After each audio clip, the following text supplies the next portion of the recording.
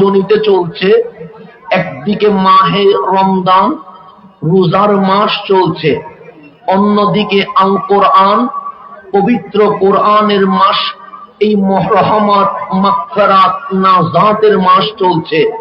আজকের এই রাত লাইলাতুল কদরের রাত।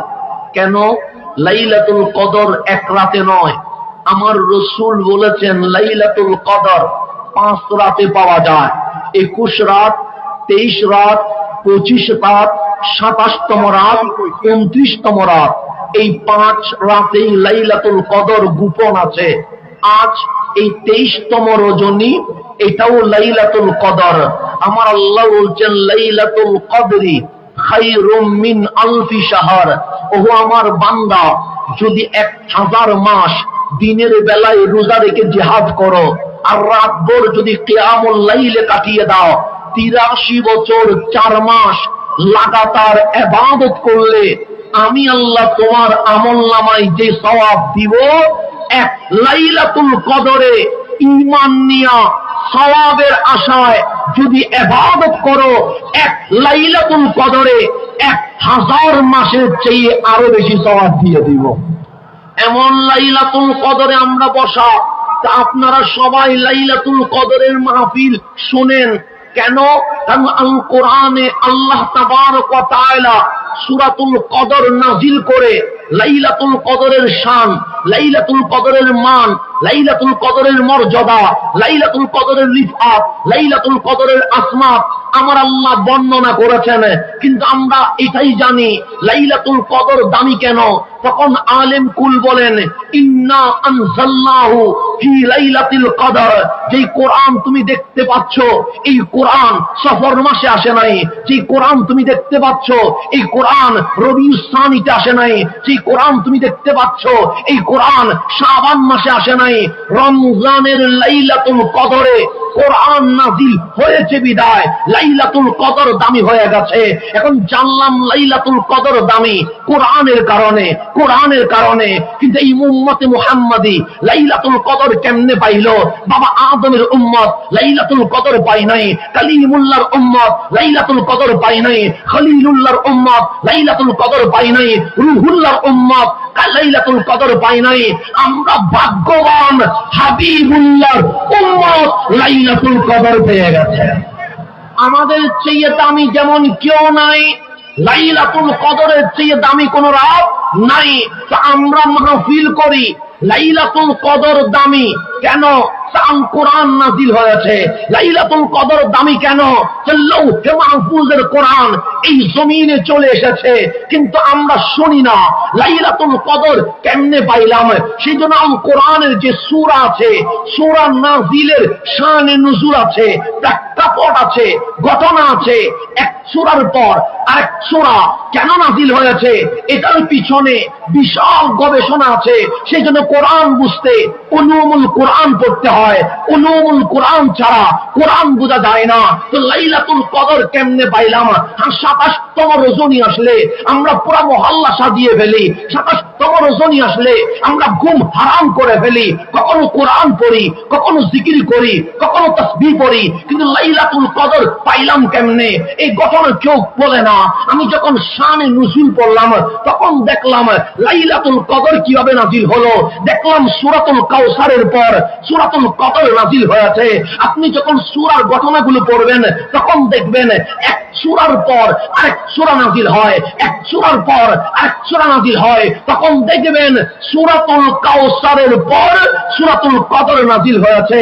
এখন আপনি একটু গভীর গবেষণা করবেন, আপনার নবী কেমন দামি, আমার নবী কেমন দামি। আমরাও পৃথিবীতে আসলাম, আপনার নবীও পৃথিবীতে আসলো। আমরাও দুনিয়া করলাম, আপনার নবীও দুনিয়া করলো। আমরাও সংসার করলাম, আপনার নবীও সংসার করলো। আমরাও খেলাম, ঘুমালাম, আপনার নবীও খেলেন, ঘুমালেন। কিন্তু আল কোরআন খোলেন, আমার জন্মের কথা কোরআন বলছে। এসেছো তুমি খালি হাতে, কুল্লু নাফসিন যায়কাতুল মউত, তোমাকে যেতে হবে খালি হাতে। হাসানের জন্ম খালি হাতে, হাসানের বাবার জন্ম খালি হাতে, হাসানের দাদার জন্ম খালি হাতে, হাসানের নানার জন্ম কালীহাতে, বাংলার উপদেষ্টার জন্ম কালীহাতে, বাংলার রাষ্ট্রপতির জন্ম কালীহাতে, প্রধানমন্ত্রীর জন্ম কালীহাতে, বিশ্বের ক্ষমতাধর শিল্পপতির জন্ম কালীহাতে। পৃথিবীতে এমন কেউ নাই যে বড় হাতে জন্ম নেই। রাষ্ট্রপতিও কালীহাতে, প্রধানমন্ত্রীও কালীহাতে, মন্ত্রীও কালীহাতে, এমপিও কালীহাতে, লিডারও কালীহাতে, কোটিপতিও কালীহাতে। কিন্তু আমার কোরআন বলছে এই জমিনে একজন আছে যিনি কালীহাতে আসে নাই। আমরা বললাম মাওলা উনি কে? আমি তো কালীহাতে। আল্লাহ বলেন হ্যাঁ। বাবা আদম তো কালীহাতে এসেছে। আল্লাহ বলে হ্যাঁ। কালিমুল্লাহ তো কালীহাতে এসেছে। আল্লাহ বলে হ্যাঁ। রুহুল্লাহ তো কালীহাতে এসেছে। আল্লাহ বলে হ্যাঁ। খলিলুল্লাহ তো কালীহাতে এসেছে। আল্লাহ বলে হ্যাঁ। তো এমন কে আছে যে বড় হাতে এসেছে? আল্লাহ বলে কোরআন কল। আমরা কোরআন করলাম। আমার মালিক বলে ওয়াল্লাযী জা বিসসিদকে, তোমার নবী রাহমাতুল লিল আলামিন জমিনে কালীহাতে আসে নাই। লৌহে মাহফুজের কোরআন যেটা কেউ আনতে পারে নাই, তোমার নবী লৌহে মাহফুজের কোরআন দুই হাত দিয়ে ধরে মা আমেনার ঘরে চলে এসেছে।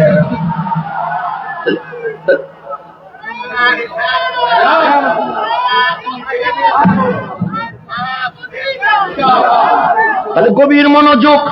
আমার কোরআন বলছে সবার জন্ম খালি হাতে, কিন্তু ওয়াল্লাযী জা বিসসিদকে, ওয়াল্লাযী জা, যা মানে তিনি এসেছেন, তিনার নাম রাহমাতুল লিল আলামিন। কিভাবে আসলেন? বিসসিদকে, সত্য নিয়ে। এই সত্যের নাম কোরআন। আজ রমজান দামি কেন? বলবেন কোরআনের কারণে। লাইলাতুল কদর দামি কেন? বলবেন কোরআনের কারণে। হাসানের মাহফিল শুনেন কেন? বলবেন কোরআনের কারণে। এই মাহফিল জান্নাতের বাগান হইল কেমনে? বলবেন কোরআনের কারণে। আমি হাসান বলি কোরআন চায়, আপনিও বলেন কোরআন চায়। আমার আগে হযরতে বেলাল উদ্দিন নুমানি বলেছেন আমরা কোরআনের আইন চাই, আমরা কোরআনের শাসন চাই। হ্যাঁ, আমরাও বলতে চাই। আজ আসিয়া নামক এক ছোট্ট মহিলা, এক নাবালক সন্তান শিশু, হে মরে গেছে, কিন্তু ধর্ষণের বিচার পাই নাই কেন? আমি গবেষণা করে দেখলাম এই বাংলার আইন চলে ব্রিটিশ ল মোতাবেক। যেখানে ব্রিটিশ আইন আছে সেখানে মুসলিম তার অধিকার খুঁজে পায় না। কোরআনের আইন বাস্তবায়ন হলেই মুসলিম তার অধিকার খুঁজে পাবে।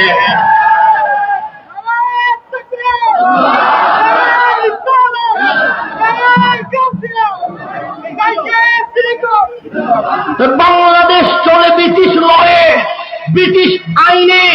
যার কারণে জালেম হয়, মুসলিম জুলুমের শিকার হয়। আজ বাংলার স্বাধীনতার 54 বছর চলে গেছে, মুসলিম তার অধিকার খুঁজে পায় নাই, মুসলিম জুলুমের শিকার হয়ে মরে গেছে। কারণ কি? কারণ হচ্ছে বাংলার যে ল, এটা ব্রিটিশ ল। ব্রিটিশ ল এর ধারার ভেতরে জালেম ছাড় পেয়ে যায়, মুসলিম জুলুমের শিকার হয়। যেদিন এই সোনার বাংলায়, শাহজালালের বাংলায়, শাহপরানের বাংলায়, 360 বারে আউলিয়ার বাংলায় কোরআনী শাসন বাস্তবায়ন হলেই সিন্ডিকেট প্রশ্ন বন্ধ হয়ে যাবে। এই সিন্ডিকেট, ধর্ষণ, জেনা, মাদক, দুর্নীতি, অস্ত্রোপচার, এই সবগুলোর পিছনে একটাই দায়ী, আমার আইন ঠিক নাই। আমাদের ব্রিটিশ ল এটা মুসলিমের অধিকার দেয় না, এটা জালেমকে দুর্নীতি করতে শেখায়। আর আমার কোরআন এটা বেলালকে কাবার উপর তুলে দিতে শেখায়। সেজন্য কোরআনের আইন আর ব্রিটিশ লর মধ্যে ভাগ আছে না? নাই, আছে। এখন গভীর মনোযোগ। আমি যেদিকে চলে যাচ্ছি সেদিকে চলে যায়। আমি হাসান কোরআনের পিছনে, আপনি কোরআনের পিছনে। কোরআনের সাথে জুটলে দামি হয়ে যায়। সেজন্য আমার নবী বললেন, ওগো উম্মত, কোরআন তেলাওয়াত করো। আমরা বললাম ইয়া রাসূলুল্লাহ, কোরআন পড়লে কি লাভ হবে? হ্যাঁ, কোরআন পড়লে লাভ হবে। কেন? সাল কোরআন শাফিউন, কোরআন সুপারিশ করবে। কাল কিয়ামতে যখন তুমি বেঁচে যাবা, কাল কিয়ামতে তুমি যখন আটকে যাবা, তোমার সাথে বন্ধুত্ব যদি কোরআনের হয়, কোরআন তোমার জন্য দাঁড়িয়ে যাবে। তো কোরআন সুপারিশ করলে মালিককে অ্যাকসেপ্ট করবে। আমার নবী বললেন, হ্যাঁ, কোরআন সুপারিশ করলে তুমি জান্নাত পেয়ে যাবা। কেন? কোরআন সুপারিশ করতে দেরি, তোমার জান্নাতে যাইতে দেরি হবে না। সেজন্য মুসলমান চলতে হবে কোরআন মোতাবেক। কোরআন যদি বলে হালাল, আমাকে বলতে হবে হালাল। কোরআন যদি বলে হারাম, আমাকে বলতে হবে হারাম। কোরআন যদি বলে হা, আমাকে বলতে হবে হ্যাঁ। কোরআন যদি বলে না, আমাকে বলতে হবে না। আমি রাস্তায়, তাও কোরআনের পিছনে। আমি ঘরে, তাও কোরআনের পিছনে।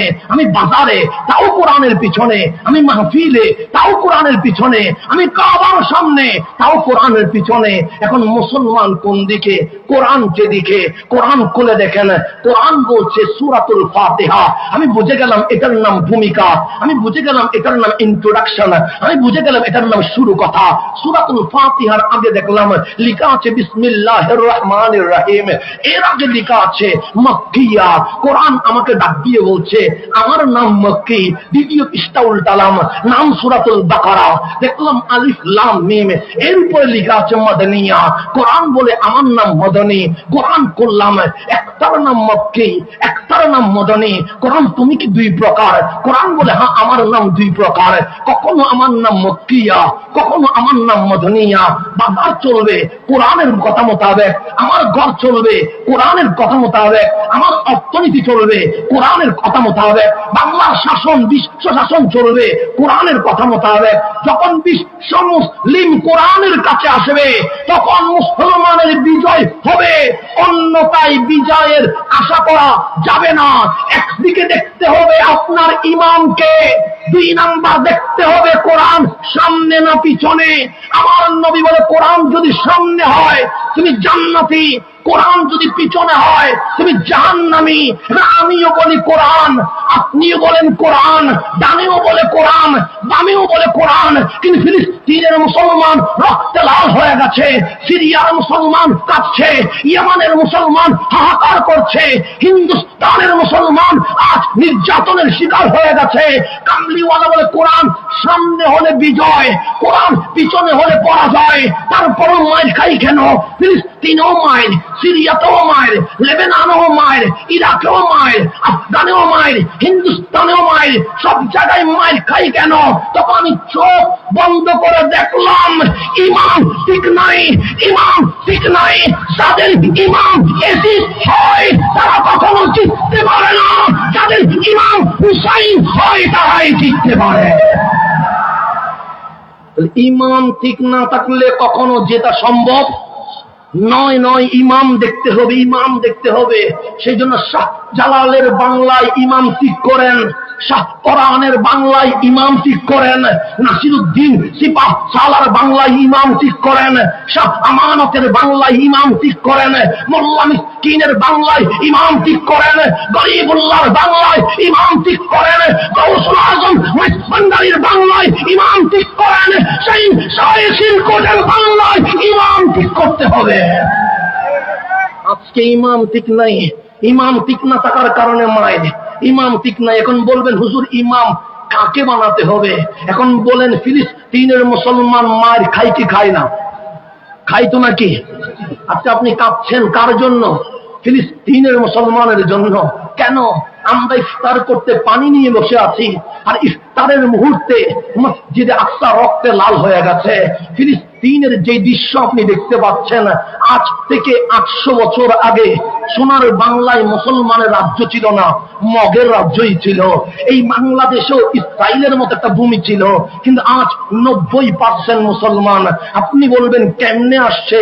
তখন দেখবেন একজনের নাম আসবে, নাম তার শাহ জালাল ইয়ামানি। তিনি এসেছেন।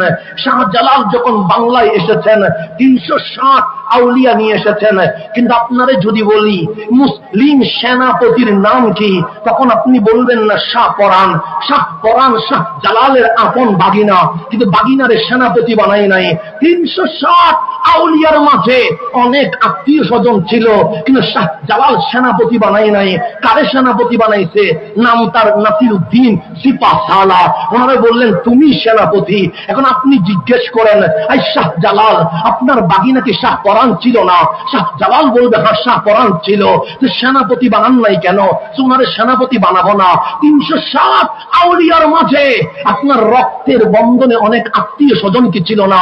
শাহ জালাল বলবে হ্যাঁ ছিল, কিন্তু সেনাপতি বানাবো না। আমরা বললাম নাসিরউদ্দিন সিপাহসালাহ এমন কি আছে ওনার মাঝে যাকে আপনি সেনাপতি বানিয়ে দিয়েছেন? শাহ জালাল ডাক দিয়ে বলে 360 আউলিয়ার মাঝে একজন নবী বংশের ফুল আওলাদ রাসূল আছে, নাম তার নাসিরউদ্দিন সিপাহসালাহ।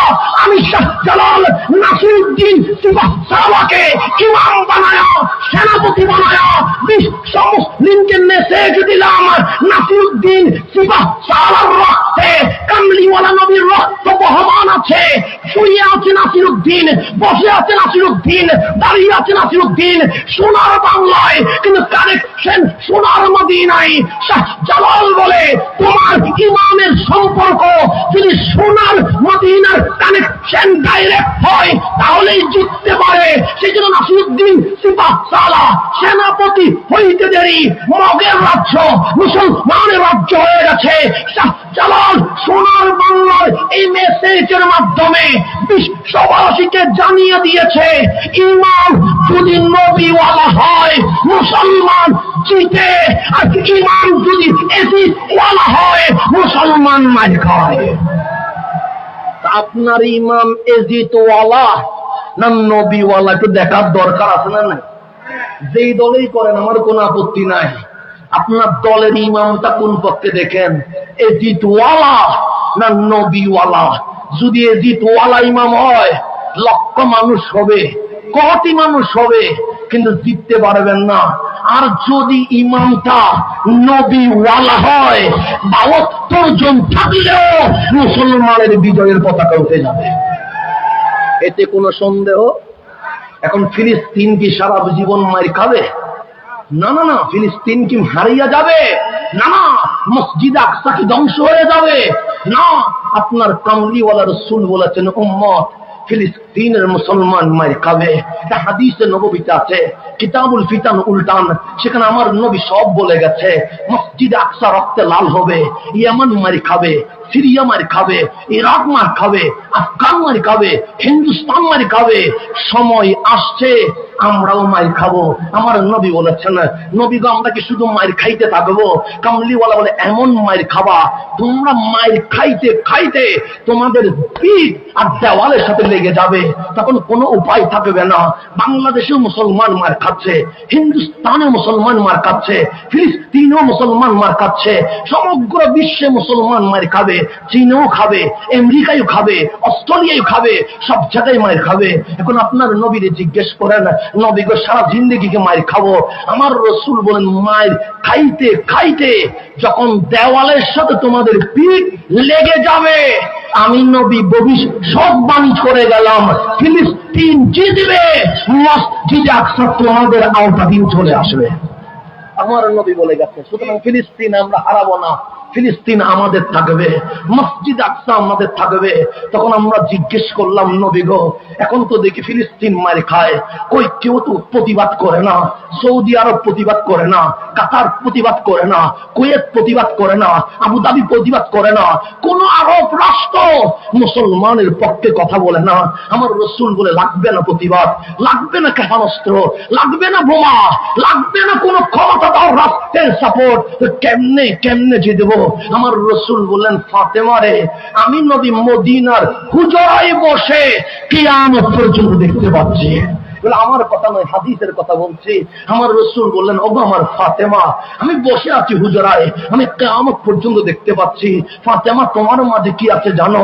আম্মাজান ফাতেমা বলে কি আছে? যে শুধু হাসান আছে তা নয়, শুধু হুসাইন আছে তা নয়, শুধু জাইনুল আবেদিন আছে তা নয়, শুধু ইমাম বাকের আছে তা নয়, শুধু জাফর সাদেক আছে তা নয়, শুধু আব্দুল কাদের জিলানী আছে তা নয়, শুধু মাইনুদ্দিন আজমিরি আছে তা নয়, শুধু শাইন শাহ সিরকুট সৈয়দ আহমদ শাহ সিরকুটি আছে তা নয়, গাউসুজ জামান সৈয়দ সৈয়দি সনদি হুজুর আল্লামা সৈয়দ শাহওয়াতি আছে তা নয়, গাউসুল আজম আহমদুল্লাহ মাইজভান্ডারি আছে তা নয়, তো কি আছে?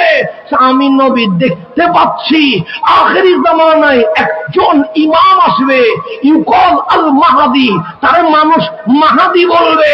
ওই মাহাদি যখন আমি নবীর উম্মতের ইমাম হয়ে যাবে, একদিনে সারা বিশ্বে ইসলামী খেলাফত কায়েম হয়ে যাবে।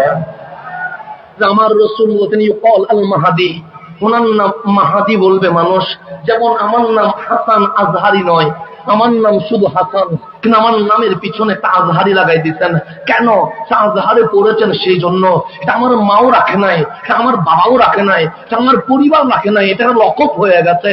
ঠিক ইমাম মাহাদিকে ইউকল আল মাহাদি, ওনার মানুষ মাহাদি বলবে, কিন্তু এটা ওনার আসল নাম নয়। নবী গো ওনার নাম কি? ইসমুহু কা ইসমি, ওনার নাম আমার নামে, নাম ওনার মুহাম্মদ।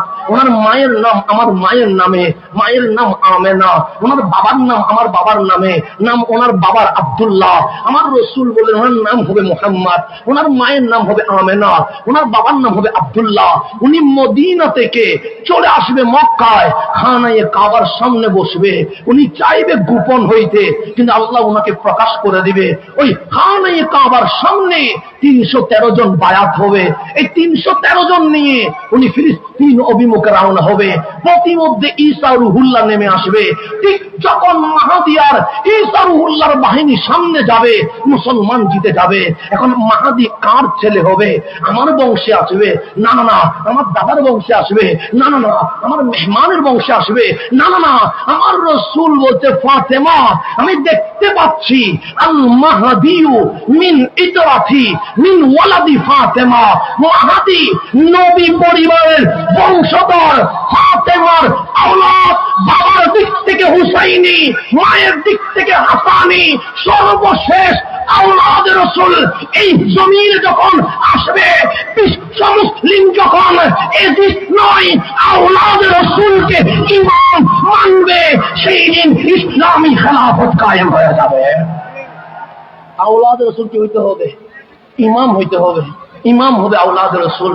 আর বাংলাদেশে আপনি আওলাদের রাসূল বললে হাসেন, তামাশা করেন, চিৎকারি করেন। আর আমার রাসূল বলছে আল মাহাদি মিন ইতরাতি, মাহাদি আমার পরিবারের, মিন ওয়ালাদি ফাতেমা, আমার ফাতেমার আওলাদ। অনেকেই বলে আবার আওলাদের রাসূল এগুলা কি? এগুলো তো কিছুই নাই। আর আমার নবী বলছে তোমরা যখন মাইল খাবা, তোমাদের পিঠ যখন দেওয়ালে লেগে যাবে, যেই ইমাম এসে এই জমিনে ইসলামের বিজয় আনবে, উনি ইমাম মাহাদি। উনি কারো বংশধর নয়, উনি নবীর বংশধর। তাহলে আওলাদের রাসূল মানা লাগবে কি লাগবে না? লাগবে। আমি এখানে একটা ছোট্ট ঘটনা বলে ফেলি, গভীর মনোযোগ দিবেন। মাহফিল চলছে, এখন আমরা মসজিদে নামাজ পড়ি কি পড়ি না? পড়ি তো। তখন যখন আমি ইমাম হই, তখন আপনারা আমার পিছনে নামাজ পড়েন। যখন কোন হুজুর ইমাম হয়, তখন আপনারা হুজুরের পিছনে নামাজ পড়েন। এখন বুকে হাত দিয়ে বলেন, আজকে যদি ঈসা আলাইহিস সালাম চতুর্থ আসমান থেকে চলে আসে, আমরা কি আর কারো পিছনে নামাজ পড়ব? কারো পিছনে নামাজ পড়ব? ঈসা আলাইহিস সালামের পিছনে। কেন? উনি একজন নবী, উনি একজন রাসূল। উনি বাবা ছাড়া আল্লাহর কুদরত রুহুল্লাহ হইয়া মা মারিয়ামের মাধ্যমে জমিনে চলে এসেছেন। শুধু উনি রাসূল নয়, উনি রুহুল্লাহ, যার কথা কোরআনের পৃষ্ঠায় পৃষ্ঠায় আছে। উনি দামি না অদামি? বেশি না কম? আপনি সহিহ হাদিস উল্টান। আমার রাসূল বললেন উনি চতুর্থ আসমান থেকে নামবে, তখন ওয়াক্তুস সালাহ, নামাজের সময় চলবে। নামাজের সময় যখন হবে, আযান হয়ে যাবে, সুন্নত আদায় হয়ে যাবে। সুন্নত যখন হয়ে যাবে, ইকামত হয়ে যাবে। এখন ইমাম তো লাগবে। দুইজন আছে, একজনের নাম ইমাম মাহাদি, আরেকজনের নাম ঈসা রুহুল্লাহ। এখন নামাজ পড়াবে কে? কামলিওয়ালা বলে ইমাম মাহাদি বলবে, আই ঈসা, আপনি একজন নবী, আপনি একজন রাসূল, আপনার উপর আসমানি কিতাব ইনজিল নাজিল হয়েছে। আপনি বাবা ছাড়া মায়ের মাধ্যমে জমিন এসেছেন রুহুল্লাহ, ইমামতি আপনি করান। তখন ঈসা রুহুল্লাহ বলবে, এই ইমাম মাহদী আমার কি বলছেন?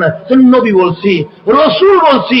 ঈসা রুহুল্লাহ বলবে, নবী বলিয়েন না, রসুল বলিয়েন না। কেন? নবী হওয়া গর্বের বিষয় না, রসুল হওয়া গর্বের বিষয় না। গর্বের বিষয় হচ্ছে ঈসা নবীও না, রসুলও না, কামলিওয়ালার উম্মত হয়ে জমিন এসেছে। আজকে আপনি নবীর পক্ষে কথা বলতে পারেন না, আজকে আপনি ইয়া রাসূলুল্লাহ বলতে ভয় পান, আজকে আপনি ইয়া নবী সালাম আলাইকা বলতে ভয় পান। আর ঈসা রুহুল্লাহ বলছে, আরে নবী ছিলাম, রসুল ছিলাম, পরিচয় এটা নয়, পরিচয় হচ্ছে ঈসা ইমামুল মুরসালিনের উম্মত হয়ে চলে এসেছে।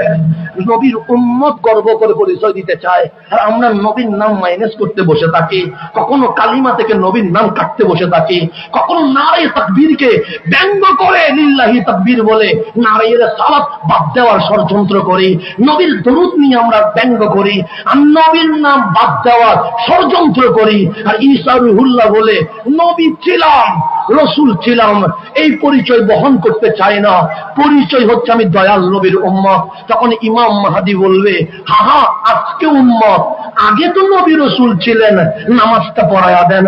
রুহুল্লাহ বলবে, আমি তো উম্মত, আপনি তো আওলাদে রসুল, আপনার শরীরে তো রসুল পাকের রক্ত মোবারক বহমান। ঈসা ধন্য হবে যদি আওলাদে রসুলের পিছনে নামাজ পড়তে পারে। ঈসা রুহুল্লাহ দাঁড়ায়া বলছে, আমি ইমাম মাহাদির পিছনে নামাজ পড়বো, আমি আওলাদ রসুলের পিছনে নামাজ পড়বো। আর আপনারা আওলাদ রসুল নাম শুনলে মাথা গরম হয়ে যায়, হাসি ঠাট্টা করেন। আজ ইমাম হাসান ইমাম হুসাইনের মাহফিল, আজ কারবালার মাহফিল। আমরা হাসানীয়, আমরা হুসাইনীয়, আমরা সাহাবায়ে কেরামকে তাজিম করি, আহলে বাইতের গোলামি করি। এটার নাম আহলে সুন্নাত ওয়াল জামাত। এখান থেকে লড়ে যাওয়ার কোন সুযোগ নাই। আমার রাসূল বলতে, কাইফা আনতুম, তোমাদের কেমন আনন্দ হবে, কেমন উল্লাস হবে। আমরা বললাম, নবী গো কখন? বলতে, ঈসা ফীকুম, যখন ঈসা তোমাদের মাঝেই থাকবে তখন কি হবে? নামাজের সময়ে ঈসা ইমামতি করবে না, ওয়া ইমামুকুম মিনকুম, ইমাম হবে তোমাদের ইমাম, ইমাম মাহদী। ইমাম মাহদী নামাজ পড়াবে, ঈসা রুহুল্লাহ ইমাম মাহদীর পিছনে নামাজ পড়বে। তাহলে এখান থেকে আমরা বুঝলাম, শাহ জালাল বলছে সেনাপতি হবে নাসিরউদ্দিন সিপাহসালা। সিপাহসালা ইমাম হইতে দেরি, সোনার বাংলা মুসলমানের রাজ্য হয়ে গেছে। আমার নবী ভবিষ্যৎবাণী করলেন, ইমাম মাহদী আওলাদ রসুল যখন ইমাম হবে তোমাদের বিজয় চলে আসবে। এখান থেকে প্রমাণিত হয়ে গেছে, সোনার বাংলায় কেউ যদি বলে ইসলামী খেলাফত চায়, ইসলামী খেলাফত কায়েম করতে চায়, তখন দেখতে হবে তাদের ইমাম থাকে। ইসলামী খেলাফত শুনি দুধ দিলে হবে না, এখন ব্যানার দেখলে দুধ দেয়। কি দেখলে? ব্যানার দেখলে দুধ দেয়। ইসলামী খেলাফত চাই বলে ব্যানার করলে আগে দেখবেন ইমাম থাকে। যদি নাসিরউদ্দিন সিপাহসালার উত্তরসূরি হয়, যদি শাহ জালালের উত্তরসূরি হয়, যদি গৌসে ভান্ডারীর উত্তরসূরি হয়, যদি শাহীন শাহের সিরকোটের উত্তরসূরি হয়, যদি শাহ পরানের উত্তরসূরি হয়, যদি 307 বারে আউলিয়ার উত্তরসূরি হয়, তাহলে ইসলামী খেলাফত কায়েম হবে। এজিদ ওয়ালা ইমাম দিয়ে ইসলামী খেলাফত কায়েম হবে না, ইহুদিস্তানের দালাল কায়েম হবে। এটা আমাদের মনে রাখতে হবে, আমাদেরকে মনে রাখতে হবে। সেই জন্য পোস্টার দেখলে দৌড় দিয়েন না, ব্যানার দেখলে দৌড় দিয়েন না। আগে দেখবেন ওই ব্যানারের সামনে ইমামকে দাঁড়িয়েছে, দেখবেন ওই ইমামটাকে। যদি ইমাম হয় আহলে সুন্নাত ওয়াল জামাতের 100 বার সেলুট দিবেন। আর যদি দেখেন ইমামটা হুসাইন বিরোধী, ইমামটা হাসান বিরোধী, ইমামটা এজিদের পক্ষের লোক, হাজার চিল্লাইলেও কখনো ইসলামী খেলাফত কায়েম হবে না। এটা মনে রাখবেন। এটা মনে রাখতে পারলে সব ঠিক। আমি আমার বাবার কথা বলি নাই, আমি আপনাকে শাহজালাল ইয়ামানির মেথড দিয়েছি, আমি আপনাকে রহমতুল্লিল আলামিনের মেথড দিয়েছি। আজকে যার নাম বলছেন সালাউদ্দিন আইয়ুবী, সালাউদ্দিন আইয়ুবী, শুধু দোয়া করেন আল্লাহ সালাউদ্দিন আইয়ুবী চায়। আপনি জীবনে কখনো জিজ্ঞেস করেন নাই কেন সালাউদ্দিন আইয়ুবী উনি কোন আকীদার? আপনি জিজ্ঞেস করেন নাই কেন সালাউদ্দিন আইয়ুবী উনি কোন তরিকার? আপনি জিজ্ঞেস করেন নাই কেন সালাউদ্দিন আইয়ুবী তার বুকে কোন আকীদা লালন করে? আপনারা তো জানেন আল আজহার, আল আজহারে পড়লে আপনার আজহারি বলেন। এই আল আজহার যে শিয়াদের ছিল, এই আল আজহারকে আকীদায়ে আহলে সুন্নাত ওয়াল জামাতের উপর যিনি ভিত্তি দিয়েছেন ওনার নাম সালাউদ্দিন আইয়ুবী। উনি আহলে সুন্নাত ওয়াল জামাতের ইমাম, উনি ইমাম ছিলেন আহলে সুন্নাত ওয়াল জামাতের। বাংলাদেশের সেনা প্রধান আছেন নাই? কয়জন? একজন। তো কেন? বাংলাদেশ রাষ্ট্র একটা, একটা রাষ্ট্রে সেনাবাহিনীর প্রধান থাকবে কয়টা? একটা। কিন্তু সালাউদ্দিন আইয়ুবী তো এক দেশের রাষ্ট্রনায়ক না, অর্ধ জাহানের রাষ্ট্রনায়ক। ওনার সেনাপতি ছিলেন 80 জন। কয়জন? 80 জন ওনার সেনা প্রধান ছিলেন। কেন? মিশর ওনার আন্ডারে, ফিলিস্তিন ওনার আন্ডারে, ইয়ামান ওনার আন্ডারে, সিরিয়া ওনার আন্ডারে, ইরাক ওনার আন্ডারে, এভাবে করে প্রায় জাহানের অর্ধেক ওনার আন্ডারে। ওনার সেনা প্রধান ছিলেন 80 জন। সেনা প্রধান গুলো কার? উনি আত্মীয় দেখে সেনা প্রধান বানায় নাই, উনি ফুফাতো ভাই মামাতো ভাইকে সেনা প্রধান বানায় নাই, উনি চাচাতো ভাই খালাতো ভাইকে সেনা প্রধান বানায় নাই। 80 জন সেনাপতির মাঝে 3 ভাগের 2 ভাগ আমার হুজুর গাউসে পাক আব্দুল কাদের জিলানীর সরাসরি খলিফা ছিল। সরাসরি কি ছিল? খলিফা ছিল, আমার গাউসে পাকের খলিফা ছিল। তা আপনি কোথায় চলে গেছেন? আর 1 ভাগ যেগুলো ছিল এগুলো কুতুবুল আফতাব সৈয়দুনা রিফাঈর খলিফা ছিলেন। আহলে সুন্নাত ওয়াল জামাতের বাইরে সালাউদ্দিন আইয়ুবী কাউরে সেনাপতি বানায় নাই। সেনাপতি বানানোর সময় আগে দেখছে উনি নবীওয়ালা কিনা, উনি সাহাবীওয়ালা কিনা, উনি আহলে বাইতওয়ালা কিনা। সেজন্য ইমাম বানানোর সময় দেখতে হবে আকীদা ঠিক আছে কিনা। আপনি তো বলেন হুজুর খালিদ বিন ওয়ালিদ কি জন্ম নিবে না?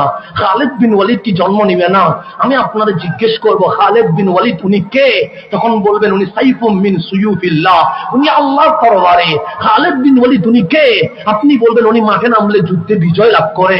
খালিদ বিন ওয়ালিদ উনি কে? উনি হুঙ্কার দিলে কাফের মুশরিক ভয় পায়। খালিদ বিন ওয়ালিদ কে? আপনি বলবেন উনি মানে বিজয়, যেখানে পরাজয় কখনো ধরতে পারে না। এটার নাম খালিদ বিন ওয়ালিদ। খালিদ বিন ওয়ালিদ যখন সেনাপতি হয়ে গেলেন, সিদ্দিক আকবরের আমলেও খালিদ বিন ওয়ালিদ সেনাপতি, ফারুক আজমের প্রথম যুগে খালিদ বিন ওয়ালিদ ছিলেন সেনাপতি। চতুর্দিকে একটা নাম সুনাম জুটে গেছে, খালিদ বিন ওয়ালিদ মানে বিজয়, খালিদ বিন ওয়ালিদ মানে জয়। খালিদ বিন ওয়ালিদ যেখানে ইসলামের বিজয় সেখানে। চতুর্দিকে খালিদ বিন ওয়ালিদের স্লোগান চলছে। আমার স্লোগান দিলে আমি খুশি হয়ে যাই, আপনার স্লোগান দিলে আপনি খুশি হয়ে যান। কিন্তু ইসলামের খলিফাদের দিকে তাকান, আমার নবীর সাহাবীদের দিকে তাকান। খালিদ বিন ওয়ালিদ যখন শুনলেন চতুর্দিকে আকাশে বাতাসে ওনার স্লোগান চলছে, উনি যুদ্ধের মাঠের মাঝখানে চলে এসেছে। ডাক দিলেন ইয়া আইয়ুহাল মুজাহিদুন, হে ইসলামী মুজাহিদরা আমার পাশে এসো। সব যোদ্ধারা চলে আসছে, যেখানে তাবিউ আছে, যেখানে সাহাবীও আছে।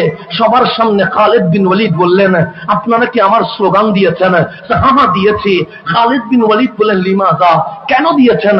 সবাই বললেন কেন দিব না, আপনি তরবারি নিয়ে নামলে ইসলামের বিজয় হয়ে যায়, আপনি হুঙ্কার দিলে মুশরিক তত্তর করে কাঁপে, আপনি যুদ্ধের ময়দানে নামলে কালিমার পতাকা পথ করে উঠে যায়। তখন খালিদ বিন ওয়ালিদের চোখ দিয়ে পানি বের হয়ে গেছে। ডাক দিয়ে বললেন ওহে ইসলামী যোদ্ধাগণ, আপনারা কি মনে করেছেন আমার তরবারি ইসলামকে বিজয় দিয়েছে? সবাই বললেন তাই তো মনে করেছি। আপনারা কি মনে করেছেন আমার চোখ রাঙ্গানো ইসলামের বিজয় দিয়েছে? সবাই বললেন তাই তো মনে করেছি। আপনারা কি মনে করেছেন আমার হুঙ্কার ইসলামের বিজয় দিয়েছে? সবাই বললেন হ্যাঁ তাই তো মনে করেছি। খালিদ বিন ওয়ালিদ ডাক দিয়ে বললেন আমার তরবারি ইসলামের বিজয় দেয় নাই, আমার হুঙ্কার ইসলামের বিজয় দেয় নাই, আমার চোখ রাঙ্গানো ইসলামের বিজয় দেয় নাই, যুদ্ধের ময়দানে আমার জিহাদ করা ইসলামের বিজয় দেয় নাই। তাহলে সবাই বললেন কিসে ইসলামের বিজয় দিয়েছে? কিসে ইসলামের বিজয় দিয়েছে? খালিদ বিন ওয়ালিদ নিজের পাগড়ি মোবারক খুলে ফেললেন, কোলে একটা চুল মোবারক বের করলেন, ডাক দিয়ে বললেন এটা কি? চুল, চুল নয়, চুল মোবারক। কেন? সেই চুলটা খালিদ বিন ওয়ালিদের নয়, এই চুলটা রহমতুল্লিল আলামিনের যেদিন আমি দয়াল নবীর চুল মোবারক পাগড়ির ভেতরে তাবাররুকান দিয়ে দিয়েছি, সেদিন থেকে আজ পর্যন্ত খালিদ বিন ওয়ালিদ পরাজয় বরণ করে নাই, ইসলাম জিতে গেছে। তা আজ কেউ সোনার বাংলায় কেউ যদি ইসলাম বিজয় করতে চায়, সব দেখুন বিজয়ের সামনে গিয়ে নবীর কদম ধরে যেদিন লব্বাইক ইয়া রাসূলুল্লাহ স্লোগান হবে, খোদার কসম বিশ্বে ইসলামী খেলাফত কায়েম হয়ে যাবে।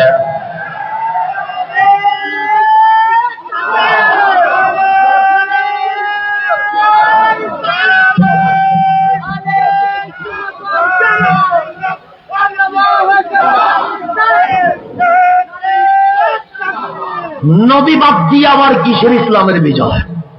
আজকে আমার সোনার বাংলা ইসলামের বিজয় চাই নবী বাদ দিয়া। নবী বাদ দিয়া কিসের ইসলামের বিজয়? এজিদও চেয়েছিল, পৌঁছে গিয়েছে। আজকেও যদি সোনার বাংলায় নবী বাদ দিয়া ইসলামের বিজয় চায়, কখনো বিজয় আসবে না। আমার নবী বুকে নিলে ইসলামের বিজয় আসবে। যারা নবীরে বুকে নেই তাদের নাম আহলে সুন্নাত ওয়াল জামাত। এটা বাদ দিয়ে ইসলামের বিজয় আনতে পারবেন না। আল্লাহ যেন আমাদেরকে বোঝার তৌফিক নসিব করে। এখন আসেন, আমি যেখানে ছিলাম সেখানে চলে যায়। লাইলাতুল কদর কেমনে আসলো? আমরা জানি লাইলাতুল কদর কেন দামি, কিন্তু কেমনে আসলো এটা আমরা জানি না। আপনার নবী রহমতুল লিল আলামিন চলে এসেছে। আপনার নবী উম্মতের জন্য কাঁদে। আপনার নবী কখনো সিজদায় উম্মতি উম্মতি বলে চিল্লায়। আপনার নবী কখনো তাহাজ্জুদের নামাজে রব্বি হাবলি উম্মতি বলে কাঁদে। আপনার নবী যখন মক্কায় তায়েফের জমিনে, তখনও আপনার নবী কাঁদে। আপনার নবী যখন খানায়ে কাবার সামনে সিজদায় উটের মুড়ি তুলে দিয়েছে, তখনও আপনার নবী কাঁদে। আপনার নবী যখন রাস্তায়, তখন অনেকেই নবীরে পাগল পাগল বলছে, তখনও আপনার নবী কাঁদে। আপনার নবী যখন ঘরে আপনার নবীরে ৩-৪ দিন তালা বন্ধ করে দিয়েছে, তখনও আপনার নবী কাঁদে। আপনার নবীরে যখন মক্কা থেকে বের করে দিয়েছে, তখনও আপনার নবী কাঁদে। আপনার নবী যখন বদরে, তখনও আপনার নবী কাঁদে। আপনার নবী যখন উহুদে দন্দন মুবারক শহীদ হয়ে গেছে, তখন 2 চোখের পানি ছেড়ে দিয়ে বলছে, মাওলা আমার দাঁত শহীদ হয়েছে আমি মেনে নিয়েছি, কিন্তু আমার উম্মতরে আযাব দিলে আমি মানতে পারবো না। তখনও আপনার নবী কাঁদে। আপনার নবী যখন হুনাইনে, তখনও আপনার নবী কাঁদে। আপনার নবী যখন খন্দকে, তখনও আপনার নবী কাঁদে। আপনার নবী যখন হুদাইবিয়ায়, তখনও আপনার নবী কাঁদে। আপনার নবীর জীবনী পড়বেন, সেখানে লেখা আছে কাসরাতুল বুকা ওয়া কিল্লাতুদ দিহাক, কাঁদেন বেশি হাসেন কম। আল্লাহ ডাক দিলেন জিবরিল, আমার নবীরে কয়বার দেখেছো? জিবরিল বলে 24,000 বার দেখেছি। কিরকম দেখলা? জিবরিল বলে কাঁদে বেশি, হাসতে দেখি নাই। আমার আল্লাহ বলে আমার হাবিবকে আমি বেশি ভালোবাসি। ও জিবরিল জানুনি, খলিল বলে আল্লাহর রাজি করতে চায়, সফিউল্লাহ বলে আল্লাহর রাজি করতে চায়, রুহুল্লাহ বলে আল্লাহর রাজি করতে চায়, আসমান ও জমিন বলে আল্লাহর রাজি করতে চায়, সমস্ত মাখলুকাত বলতে আল্লাহর রাজি করতে চায়। আর আমি বলি ফালা নুওয়াল্লিয়ান্নাকা কিবলাতান তারদাহা, হাবিব পশ্চিম দিয়ে আমি কি করব, পূর্ব দিয়ে আমি কি করব, উত্তর দক্ষিণ দিয়ে আমি কি করব? আপনি নবী যেদিকে খুশি সেই দিকে ফিরে যান। আমি আল্লাহ আপনারে রাজি করার জন্য বারবার কেবলা চেঞ্জ করতে রাজি আছি। সবাই বলে আল্লাহ রাজি হোক, আল্লাহ বলে আমার কামলিওয়ালা রাজি হোক, আমার হাবিব যেন রাজি হয়ে যায়। আল্লাহ বলেন জিবরিল, আমার নবী হাসলে আমার ভালো লাগে, আমার নবী কিলকিল করে হাসলে আমার ভালো লাগে। সেজন্য নবী একদিন হাসছিলেন। আল্লাহ বলে কেমন লাগছে জানোনি? আমরা বললাম কেমন লাগছে? আল্লাহ বলে ওয়াদ্দুহা, দুপুরের সূর্য জমিনে যেভাবে আলোকিত করে ফেলেছে, আমার নবীর হাসি আজ লৌহ কলম আরশ পর্যন্ত আলোকিত করে ফেলেছে। আপনার নবী কাঁদেন বেশি, হাসেন কম। তা আল্লাহ বললেন জিবরিল, আজকে এমন সূরা নাযিল করব তোমার নবী হেসে দিয়ে দিবে, মুসলমানের নবী হাসি দিয়ে দিবে, হাবিবুল্লাহ হাসি দিয়ে দিবে।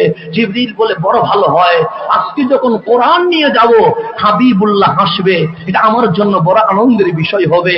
আল্লাহ বললেন, ও জিবরিল, আজকে সবচেয়ে বড় গিফট সূরাতুল কাউসার নিয়ে যাও। কেন? মানুষ মানুষকে গিফট করে, কখনো মোবাইল, কখনো ঘড়ি, কখনো আংটি, কখনো জামা, কখনো টাকা, কিন্তু আমি আল্লাহ আজকে আমার নবীকে সমগ্র কাউসার দান করে দিয়ে দিব। আল কাউসার ইয়ানি। ইমাম নসফি বলছে আল খায়রা কুল্লাহ, পৃথিবী নয় মাখলুকাত আলামিনে যা আছে সমস্ত ভালো 100তে 100 আল্লাহর নবীরে মালিক বানাই দিতে। সেজন্য আমার নবী বলে আনা কাসিমুন ওয়াল্লাহু ইউতি, আমি নবী বন্টনকারী, যাওয়ার মালিক আল্লাহ, কিন্তু চাইতে হবে নবীর কাছে।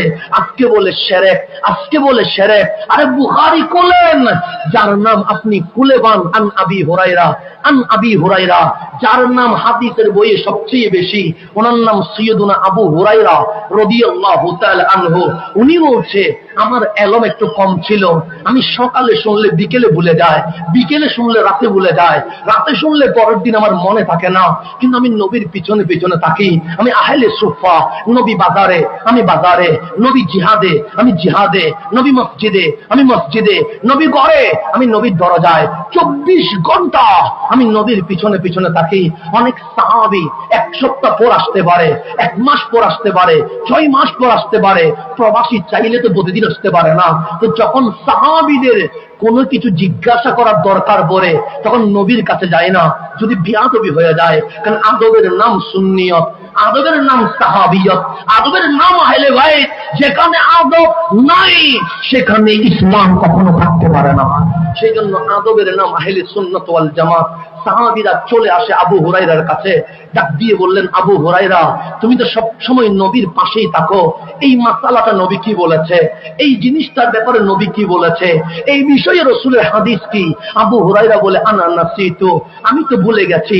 সকালে শুনলে বিকেলে বলি, বিকেলে শুনলে রাতে বলি, রাতে শুনলে তারপরের দিন ভুলে যায়। তখন সাহাবায়ে কেরাম বলছে আবু হুরায়রা, তুমি নবীর পিছনে পিছনে ঘুরো কিন্তু কিছুই তো মনে রাখতে পারো না, তো নবীর পিছে থেকে লাভ কি?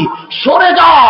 একজন জ্ঞানী সাহাবী নবীর পিছনে থাকবে, যিনি যা শুনে তা মনে রাখতে পারে। সাইয়্যিদুনা আবু হুরায়রা বলে দুনিয়া দিয়ে দিতে পারবো, পৃথিবী দিয়ে দিতে পারবো, কিন্তু নবী তো দিতে পারবো না। আবু হুরায়রার চেহারা মলিন হয়ে গেছে, চোখের মধ্যে পানি জমে গেছে, মসজিদে নববীর কোনায় বসে আছে। আমার নবী ঢুকলেন মসজিদে নববীতে, দেখলেন আবু হুরায়রা কাঁদছে। কামলিওয়ালা ডাক দিলেন ইয়া আবু হুরায়রা, হে আমার আবু হুরায়রা, খিদা লেগেছে? আবু হুরায়রা বলে না। ব্যথা পেয়েছো? আবু হুরায়রা বলে না। কেউ কষ্ট দিয়েছে? আবু হুরায়রা বলে না। আমার কামলিওয়ালা বলে কাঁদো কেন? আমার পাশে এসো। সাইয়্যিদুনা আবু হুরায়রা দৌড়াইয়া চলে আসলেন, ডাক দিয়ে বললেন মন খারাপ? আবু হুরায়রা বলে হ্যাঁ। কেন? আপনার সাহাবায়ে কেরাম আমাকে বিভিন্ন বিষয়ে জিজ্ঞেস করে, আমি ভুলে যাই, উত্তর দিতে পারি না। আজকে আমাকে বলেছে আমি যেন সরে যাই। একজন জ্ঞানী সাহাবী যেন আপনার কদমের পাশে চলে আসে। আমার কামলিওয়ালা বলে আবু হুরায়রার কি লাগবে? আবু হুরায়রা বলে টাকা লাগবে না, গাড়ি লাগবে না, বাড়ি লাগবে না, দুনিয়া লাগবে না, নবীর কদমে থাকার জন্য এলম লাগবে। নবীরে আমার এলম দেন। বুখারীর হাদিস, আমার কথা না, বুখারীর হাদিস। নবী গো আমার এলম দেন। আবু হুরায়রা সাহাবী রাসূল রাদিয়াল্লাহু তাআলা আনহু, উনি এলম খুঁজে নবীর কাছে। তো আমার নবী তো বলা দরকার আবু হুরায়রা তুমি শিরক করছো কেন, আল্লাহর কাছে চাও। এ কথা বলে নাই। আমার নবী বললেন আবু হুরায়রা আনা কাসিমুন ওয়াল্লাহু ইউতি, আমি বন্টনকারী, দেওয়ার মালিক আল্লাহ। 3 জায়গায় এসেছো, আরে যা লাগবে আমারই বলবা, আমি নবী দিব। আবু হুরায়রা চাদর খুলে দাও। আবু হুরায়রা নিজের চাদর খুলে দিলেন। আমার নবী হাতের মুষ্টিতে কি যেন দিয়ে দিলেন, ডাক দিয়ে বললেন আবু হুরায়রা চাদরটা বুকে লাগাও। সাইয়্যিদুনা আবু হুরায়রা বলে চাদর বুকে লাগাইলাম, সেদিন থেকে আমার নবীর ইন্তেকাল পর্যন্ত আমি আবু হুরায়রা একটা শব্দ আর ভুলে যাই না। আমার নবী দিতে পারে কি পারে না? পারে। বুখারী বলছে, বুখারী কি শিরকের কথা বলবে? বুখারী কি বেদাতের কথা বলবে? সেই জন্য এটার নাম হচ্ছে ইন্না আতাইনা কাল কাউসার। হাবিব আমি আপনার কাউসার দিয়ে দিয়েছি। ইমাম নাসফি বলে আল খায়রা কুল্লাহ, আমার মালিকের ভান্ডারের মধ্যে যত ভালো আছে 100-এ 100, 100-তে 100% মালিকানা আল্লাহ রহমতুল লিল আলামিনকে দিয়ে দিয়েছে। আপনি আমারে টাকা দিলে আমি খুশি হয়ে যাই, আপনি আমার আইফোন দিলে আমি খুশি হয়ে যাই, আপনি আমারে বাংলো দিলে আমি খুশি হয়ে যাই, আপনি আমারে গাড়ি দিলে আমি খুশি হয়ে যাই, কিন্তু আমার নবীর চোখে কোন হাসির চিহ্ন নাই। আমার নবীর চেহারা লাল হয়ে গেছে। আগে যা কাঁদতেন এখন তার চেয়ে বেশি কান্না করছে। জিবরিল ডাক দিলেন মাওলা তোমার নবী নাকি আজকে হাসবে, কিন্তু সর্বশ্রেষ্ঠ গিফট সূরাতুল কাউসার তুমি দিয়ে দিলা। তোমার নবী তো হাসে না, কাঁদে। তখন আল্লাহ ডাক দিলেন, হাবিব আমি কাউসার কিন্তু আদম ও সফিউল্লাহরে দেই নাই, হাবিব বলে জানি। আমি কিন্তু কাউসার মুসা কালিমুল্লাহরে দেই নাই, হাবিব বলে জানি। আমি কিন্তু কাউসার ইব্রাহিম খলিলুল্লাহকে দেই নাই, হাবিব বলে জানি। আমি কিন্তু কাউসার ঈসা রুহুল্লাহরে দেই নাই, হাবিব বলে জানি। যেই গিফট আগেও কাউরে দেই নাই, ভবিষ্যতে কাউরে দিব না, সে কাউসার আপনারে দিয়ে দিয়েছে। হাবিব খুশি হন নাই? হাবিব বলে বড় খুশি হয়েছে। আল্লাহ বলে খুশি হইলে কি মানুষ কাঁদে? আপনি কাঁদছেন কেন? তখন হাবিব বলে, মওলা আমার তো কাউসার দিলা হাসার জন্য, কিন্তু আমি হাসতে পারি নাই। আল্লাহ বলে কেন? তখন হাবিবুল্লাহ বলছে, মওলা আমারে কাউসার দিলা, আমার উম্মত রেখে দিলা। দেখেন, আপনি আমারে দিলেন, আমি চলে যাব কেন? আমি তো আমারটা পেয়ে গেছে। আপনি আমার যখন গড়ি দিবেন, আমি আলহামদুলিল্লাহ। আমার বউরে কি দিবেন এটা আমার দরকার নাই, আমার বাপরে কি দিবেন এটা আমার দরকার নাই। আমি আমার দিলেন আমি খুশি হয়ে যাব। কিন্তু হাবিবকে মাওলা কাউসার দিয়েছে, হাবিবের চোখ দিয়ে পানি পড়ছে। আল্লাহ বলেন খুশি হন নাই? হাবিব বলে বড় খুশি হয়েছে। তো কাঁদছেন কেন? হাসার মতো খুশি হইতে পারি নাই। কেন? আমারে কাউসার তো দিয়ে দিলা, কিন্তু আমার উম্মতরে তো এখনো কিছু দাও নাই। মালিক তুমি জানো না আমি মা আমেনার ঘরে এসে রব্বি হাবলি উম্মতি বলেছি? তুমি জানো না আমি মেরাজের ওই লামাকানে উম্মতি উম্মতি বলেছি? তুমি জানো না আমি বদর উহুদ হুনাইন খন্দকে উম্মতি উম্মতি বলেছি? মালিক তুমি জানো না আমি আমার জানের চেয়ে উম্মতরে বেশি ভালোবাসি?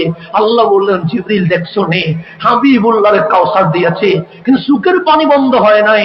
উম্মতরে কি দিয়েছি এটা হিসাব চায়। জিবরিল বলছিলাম না আজকে আমার নবীরে হাসাবো, আজকে আমার নবীরে হাসাবো, হাবিব উম্মতরে কিছু দিতে হবে।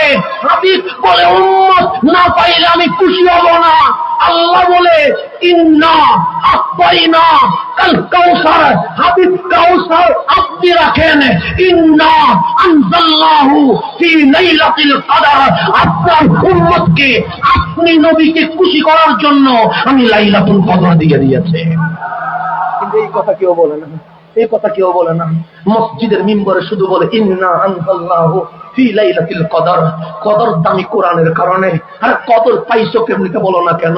কাউসার কেমনে আসলো এটা বলো না কেন? সূরা কাউসারের পরে নাযিল হয়েছে সূরাতুল কদর। শানে নুজুল খুলে দেখেন, সূরাতুল কাউসারের পর নাযিল সূরাতুল কদর। মানুষকে এটা শোনাই না কেন আমি জানি না। উম্মত থেকে নবী আলাদা করতে বসে থাকে। আরে লাইলাতুল কদর, লাইলাতুল কদর হয়েছে আমার নবীর কারণে। আমার নবীরে বাদ দিলে লাইলাতুল কদর হয় না। আল্লাহ বলছেন ইন্না আনজালনাহু ফি লাইলাতুল কদর, হাবিব উম্মতরে লাইলাতুল কদর দিয়ে দিয়েছি। আপনি কাউসার নেন, উম্মতরে কদর দিলাম।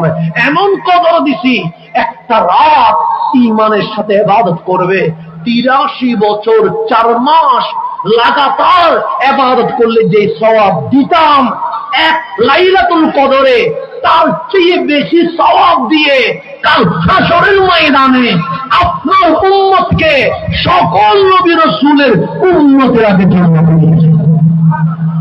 এটা আমার নবীর সদকা। আপনি নবী বাদ দিতে বসে আছেন। আমি হাসান নবীর কথা বলি বিদায়, অনেকে আমার গালাগালি করে। আমি হাসান ইয়া রাসূলুল্লাহর কথা বলি বিদায়, আমার প্রতি অনেকের বিদ্বেষ রয়ে যায়। নবী বাদ দিলে তো লাইলাতুল কদর নাই, নবী বাদ দিলে তো কোরআন নাই, নবী বাদ দিলে তো নামাজ নাই, নবী বাদ দিলে তো ইসলামই নাই।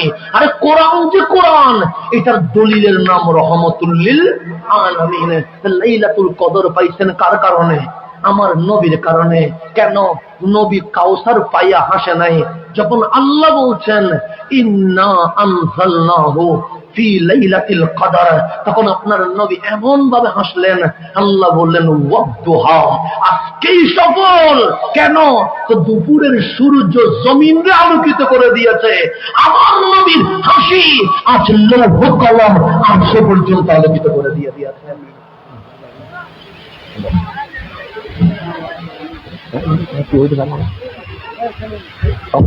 আলহামদুলিল্লাহ।